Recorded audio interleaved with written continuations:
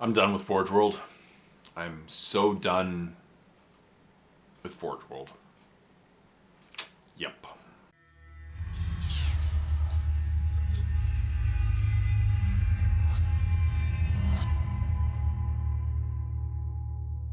Hey everyone, welcome back to another video. As always, my name is Jay. In this video, I want to talk about Forge World. This news broke my heart. It really did. The writing's been on the wall for a while. So let's do a little backstory. Of course, for years, Forge World has produced some awesome models and some very competitive models. Specifically for 40k, right? For most armies in Warhammer 40k, you were essentially buying victories if you bought Forge World models.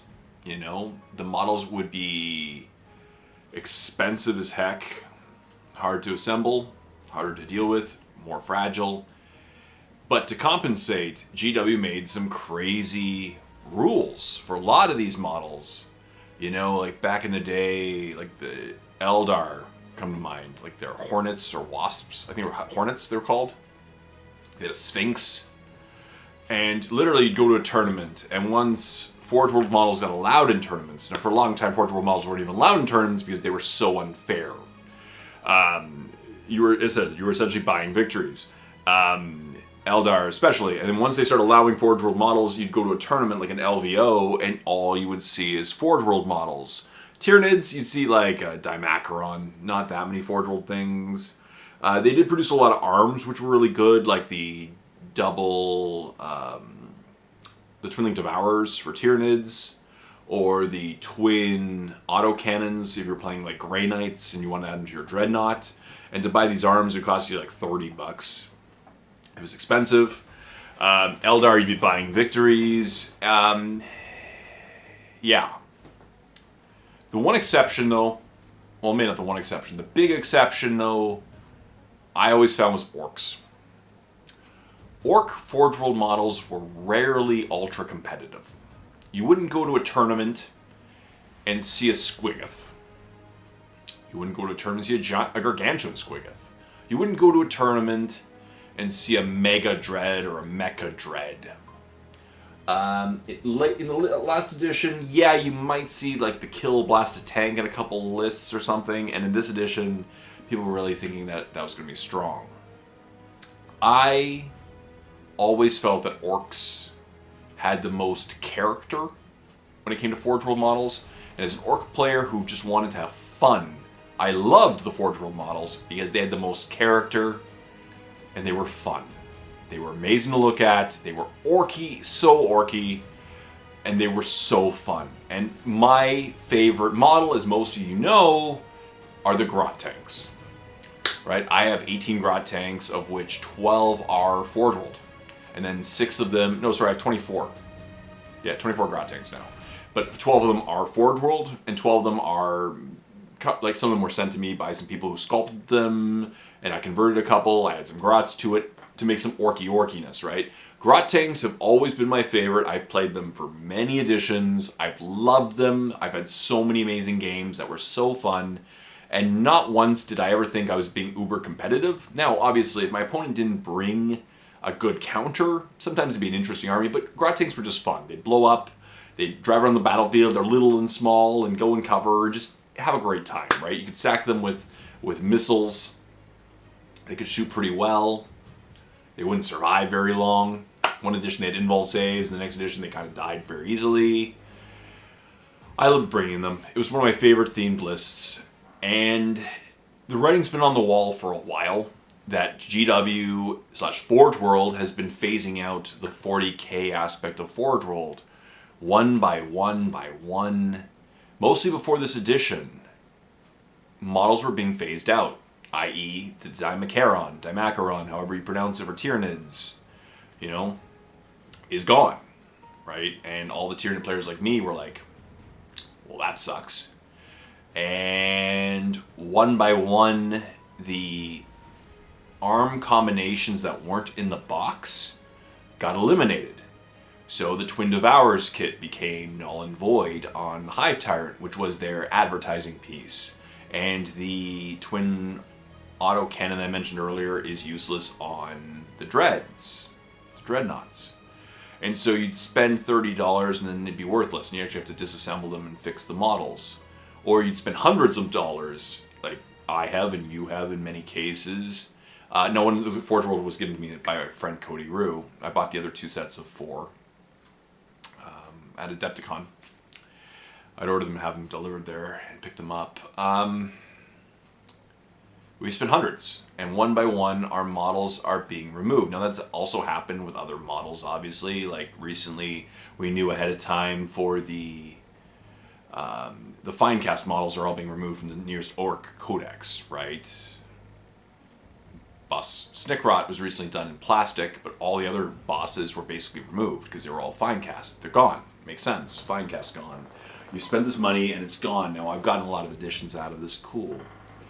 But when I heard the new Ork rules, now just to let you know, I actually purchased a Mega Dread like a year and a half ago. I never got to assemble it, and I had it in my cupboard, and I was going to assemble it in the summer. I loved when I heard about the Dread Mob rule, or the attachment. I know it's not the most competitive. It looks fun, and everyone clicked as well. Grot tanks were actually one of the cool key secret units that would make this take it to the next level. So I was thinking to myself, wow, Grot tanks are not only going to be fun and have tons of character, they're actually quasi-competitive to the point where I could take them to a tournament and have a great time. I've spent the last week just working on lists where I can combine Grots, which become base, battle line, and my Grot tanks and my Killicans, and have an all Grot list led by a Big Mac or something, you know what I mean. There's no Grot leaders. But I was coming up with a variety of lists, and I have tons of Grots, tons of Killicans, tons of Grot tanks. I was like, this is going to be cool. I've been fidgeting around with it all week because there's a tournament coming up in a month and a half, and I really wanted to bring it and have a great time. And then I find out that they updated the Legends. And pretty much all Ork Forgeworld models were moved to Legends. And there's also some Forgeworld models that have even greater ramifications, which I'll talk about in a moment. So, of course, the Mega Dread and Mecha Dread, they stopped selling them a while ago, so kind of the writing was on the wall there. I was hoping not, because I'd love to run a Mega Dread as well in the... I'm going to dread in a fun game with the, the Def list, the Dread Mob list. But they're still selling the Kill Bursta or the Kill Blasta tank. They're still selling the Grot tanks. They're still selling the Mega Grot tank. They're still selling the Squiggoth and Gargantuan Squiggoth. And pretty much everything from Forge World for Orcs was moved to Legends other than the Gargantuan Squiggoth. It's the only thing that survived, and that sucks, because no one's going to bring a Gargantuan Squiggoth to a tournament. Nobody. I wanted to buy a Mega Grot tank, Grot Mega tank. They just look awesome, and I wanted to buy one so badly. I own so many Grot tanks, and now everything I own that's Orcs and Forge World can no longer be brought to a tournament, which, again, I'm going to play fun games with. Awesome. But the tournaments would be really fun, too. And it really burns me. And obviously, Forge World won't get any more of my business. I'm done with Forge World, because to spend that much money on a model and then it just gets removed like that is hurting. Now, it happens sometimes with our plastic models, right, from Games Workshop. But it seems like the Forge World models they're not having the shelf life that they used to have. And that really hurts me, that I have to deconstruct my Hive Tyrants, right? That I have the Twin Devourers. I have to deconstruct my Dreadnought. And now all my Ork Forge World models, and I have a bunch, are all not allowed in tournaments again. But some armies still have Forge World models that are allowed, so they can still bring their models to tournaments. Just Orcs can't. And again, Orc models were never the most competitive. They just were the most orky, and we loved them for that. And it not only hurts because the Kill Blasta, Kill Bursta tank, and the Mega Grot tanks, and the Grot Mega tanks, the Squiggoth, but also like the war boss on bike, who no one bought. Most people converted their own, but removing that model from and moving it to Legends now means everyone who converted like me, their own war boss on a bike, gone as well. That model's gone. Same with knobs on bikes. It was still a Forge World model, still available on Forge World, so they kept it in the codex. Also null, right? Gone now. So people like me, again, who converted our own knobs on bikes, were burned again. So all my knobs on bikes are gone. All my war boss on bikes are gone. I have 2 of them. My Grot Tanks are gone. My Mega Dread's gone. My Squiggoth is gone. That hurts so bad. I'm gonna still play Orcs. I'm still playing Orcs. The new codex had me excited, and it still has me quasi-excited to play Orcs, play some Green Tide, to play some Dread Mob, to have fun. But I really wanted to bring those Grot Tanks to a tournament with my Grot list. It would have been so cool. I didn't care about winning. I just thought it'd be fun to have a quasi-competitive Grot Tank list so that I wouldn't get tabled and still keep up with my opponent. I'm done with Forge World. I'm guessing all of you are too, because why would you buy any of these? They're still for sale.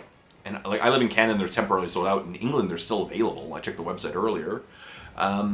Why are they still selling them, right? And that the week before, like literally the codex comes out in 3 days. It comes out in 3 days.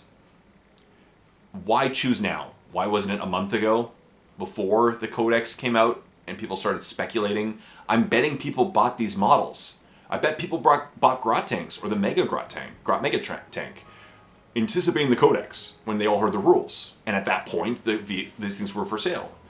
Why were they discontinued today? Right? Why were they discontinued today, 3 days before the codex comes out? Terrible timing. Terrible timing. It should have been weeks ago. Well before all those reviewers got the codex, because they should have talked about it. That's a bit of a bait and switch. That burns me a little bit.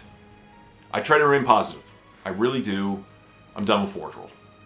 I'm not buying that many models anymore anyway. I did buy a Battle Force recently, and I'm painting my models slowly but surely. I finished my Tyranids, and I'm going to start Necron soon. And I'm trying to rid my world of unpainted models, which is good. Forge World has just deterred me from buying new models.